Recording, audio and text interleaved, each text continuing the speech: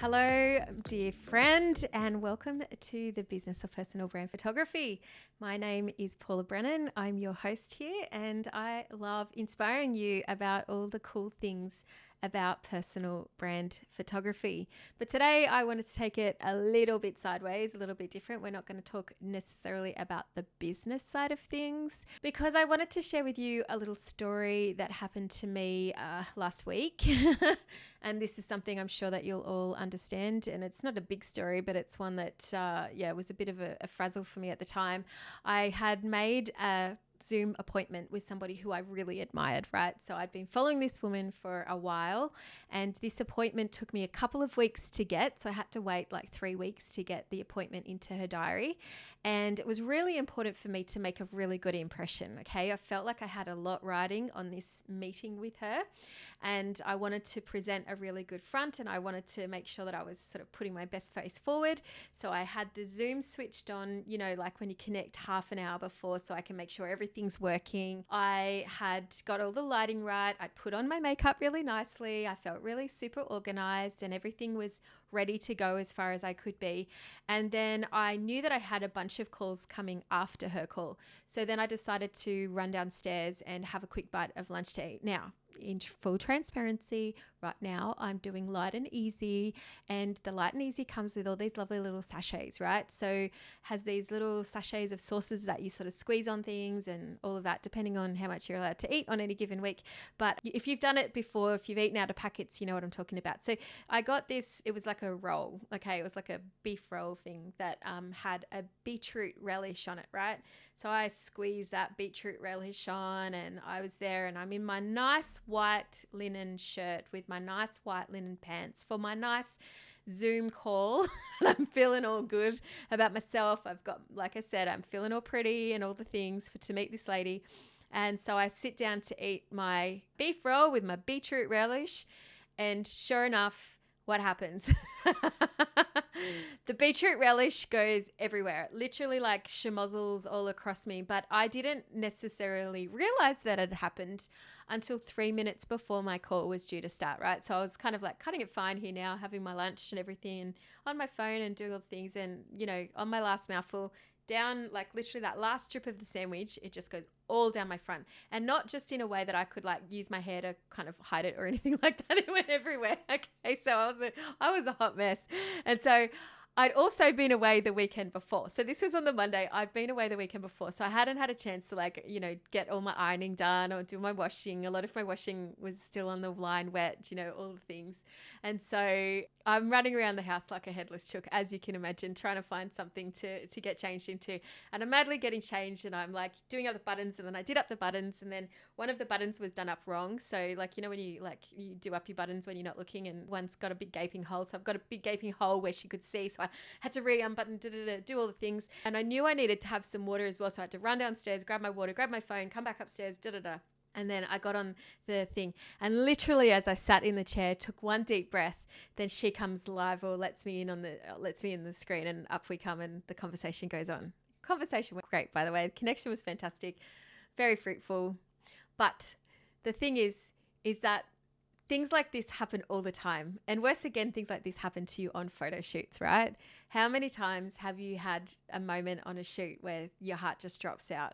I can remember back in the early days when I was shooting weddings, I was shooting film. This is like back in like 2000, okay? So it's very in the olden days. And the bride was walking up the aisle with her dad, and the film literally ran out and started spinning out just as she stepped onto the aisle. So I completely, you know, the time that it takes to like, you know, put in a new film and stuff like that, I completely missed her walking down the aisle. We have turned up to places to shoot where once there was a beach, and suddenly the beach has disappeared because the weather 3 weeks ago took the beach away, but we didn't know that had happened. I have turned up to photo shoots, and I've had cards, you know, when you put the card in the camera and the card suddenly isn't working, and it starts flashing and it says it's not working anymore. How many times have you put a battery into your camera only to realize that it's not charged, or you thought it was charged and it hasn't charged fully, and next thing you're sort of like grappling. Things like this go wrong all the time on photo shoots. F-ups will happen, right? But it's all about how you handle it that makes it the difference, right?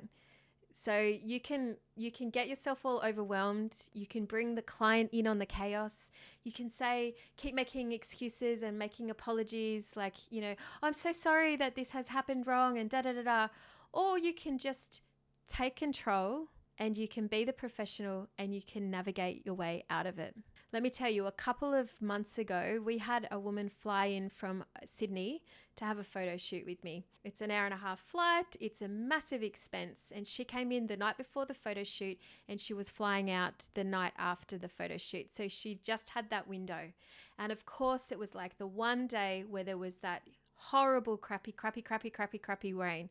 And all of her photo shoot was supposed to be outside in streets, doing shots out in shops and doing all sorts of travel sort of stuff. And I couldn't produce that photo shoot for her. So on the way to the photo shoot, I booked a studio to take her into.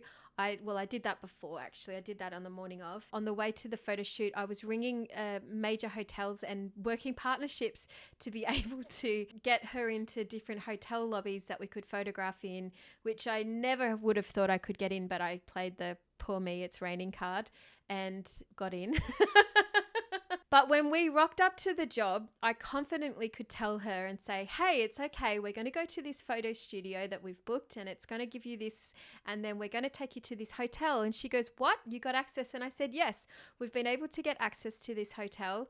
And so from her perspective, she was not put out at all. She was taken care of and she had no idea of the frenetic activity that had gone on for that whole morning trying to make all of these bit parts work.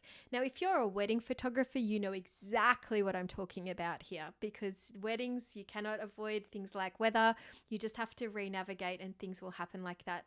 But I have worked with photographers in my training and in my past where they took their stresses out on the clients, where they allowed whatever was happening, whether it be a technical thing that happened, whether it be a location issue, whether it be something that's going on in their personal life, and they allowed that to kind of derail their energy on the photo shoot, and the client can get wrapped in and they can get sucked into that. And so what I want you to make sure that you do is, no matter what goes wrong on the photo shoot day, is that you try to find a way to quickly resolve without necessarily needing to stress your client out about it. In the instance of that bride walking down the aisle with her father, do you want to know what I did? I told her afterwards. As soon as all the thing had happened and everything like that, I turned around to her and I said, hey, look, I've missed you walking down the aisle. The film ran out. Can I get you and your dad to just quickly walk down the aisle again and we'll make that shot happen for you? She said, yep, sure, no problem. Now, had I not taken care of it in that time frame, on the day, that would have played back on me. I know that would have stressed me out for the next 2 or 3 weeks until I shared the photos with her. And it would have been a massive disappointment for her to find out afterwards, right? So by me taking control of it and just being cool and taking a breath and figuring out what is the best possible solution to this issue right now, it allowed me to make the right professional choices, and it allowed me to alleviate a whole world of pain. I can't tell you how many times on a photo shoot I turn around to people and I go, oops, that one was out of focus. Let's do it again. Or, oops, I had the camera on the complete wrong settings. We need to do that again. That's totally fine. What I want to drum into you here is that you're not perfect, okay? Things are going to go wrong, but it's really about how you handle it and how you turn the situation around and how you can confidently make decisions in order to make the best choices for your client. That is what's going to change the scenario and what's going to make it for the better. What way can you find a way to ground yourself and center yourself? Now, I'm going to be honest with you.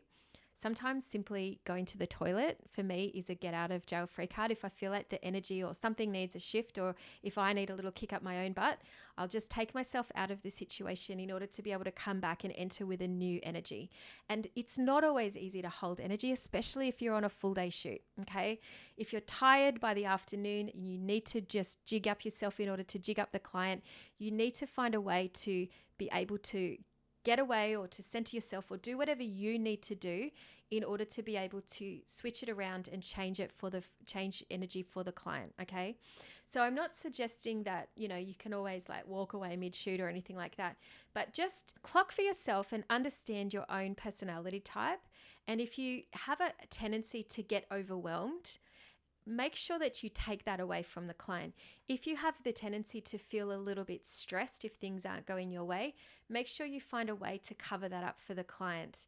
If you're going through an emotional time in your life, maybe you're going through a separation with a partner, or there's something going on with kids at home or something like that, you need to find a way to separate that from your experiences with your clients, because if you don't, you're going to find that it's going to impact severely the way that they experience the photo shoot with you, but also too, it's going to impact your business going forward, because they're not going to recommend you. If they don't feel like they're having a really congruent and fun experience and it's not all centered on them, then they're not going to be able to recommend you to other people. This sometimes comes at a cost. Like, I had a severe crash on the way to a wedding once, okay? A very severe crash. I rode off my car, still had to turn up to the wedding, but I also had to turn off my phone that day because I couldn't risk people calling me during the day during the wedding. So I had to, and I couldn't risk myself allowing to get into that space or getting distracted. So sometimes it's just as simple as making sure that your phone is on Do Not Disturb, so that you don't bring that outside world into your clients' photo shoots. Now, I'm not suggesting that you do that all of the time, but if you know that there's something stressful maybe happening in the outside world and you can switch off from it, can I recommend that you maybe consider doing this, because it really is a once in a lifetime opportunity for your clients to sit in front of your camera. A lot of my clients, their personal brand photo shoots are as important to them, if not more sometimes, than their wedding day was. They put as much effort and consideration and preparation into it as a wedding, or maybe it's like, they celebrate it like the wedding that they didn't have or something like that. So you've really got to make sure that your full attention, your full heart, and your full soul is in the room with that person, no matter what's gone on before, no matter what's happened during, and no matter what happens, like inconsequentially, just after. Your client doesn't need to know about that, okay? So I hope that this episode has helped you to be able to take some time to be able to troubleshoot when you're on your photo shoots, or not bring in the dramas of the outside into the photo shoots. Because after all, we're not really talking life or death here, and just taking a couple of minutes to compose yourself or refocus and pull yourself in and take some time to think about the solutions. Maybe that's all you need, so that it doesn't become a big explosive drama for you and for your client. I'll see you next week. When you're so salty.